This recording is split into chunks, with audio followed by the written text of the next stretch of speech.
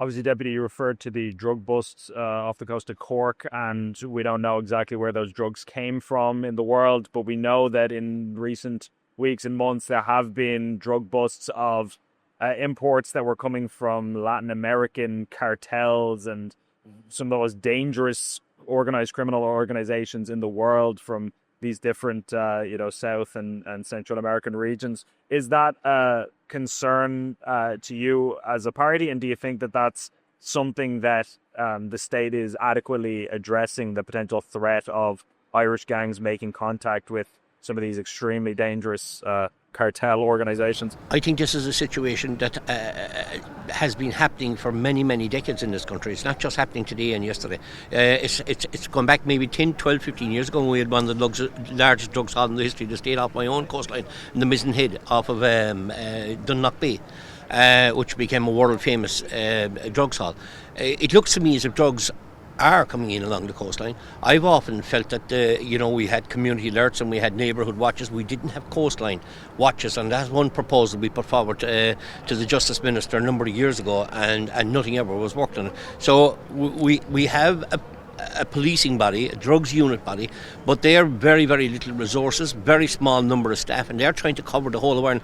Ireland is a huge coastline, and it can come anywhere. Donegal, Cork can be anywhere, Galway, off of Wexford, anywhere. So I think that there needs to be a further concentration, because that's where they're going to be bringing the drugs from as much as they can. Today, the West Cork Drugs Unit plus the Chief Superintendent, the Gardaí, have apprehended serious drugs haul in Cork Sherry again in the coastline. So that's where we're looking at. I don't think that policing of the coastline is done strong enough in relation to our drugs, and they definitely, these experts out there are definitely bringing them in.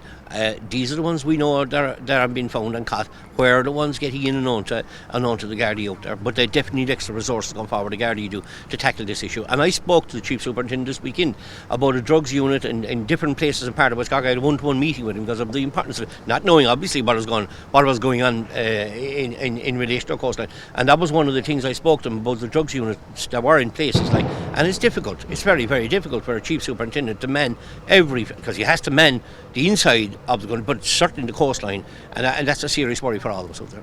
And do you think that the deterioration of the Irish Navy has a role to play in this potentially, and the risk posed that...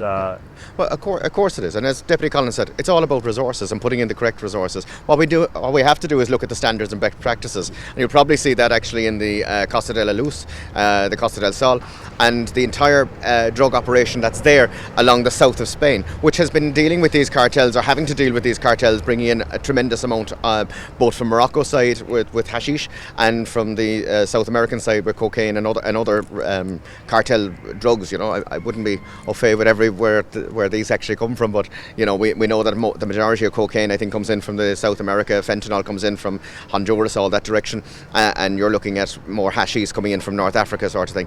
So look, if you look at the standards and best practices in the Guardia Civil in Spain, where they're dealing with a large coastline as well, and you see the resources that are put behind that, we should be looking at that, and we should be saying that's what we need to do. And it's about resourcing and putting the fixtures in place and putting the resources there, whether that's both land and, like as Deputy Collins said, this coastal watch is a great idea, and that's not a very expensive idea. Sometimes the most common sense ideas and the most practical ideas are not that expensive to implement. It just needs somebody to say, yeah, it's a good idea. Let's stop having committee after committee and after having meeting after meeting about it, and let's just bloody do it.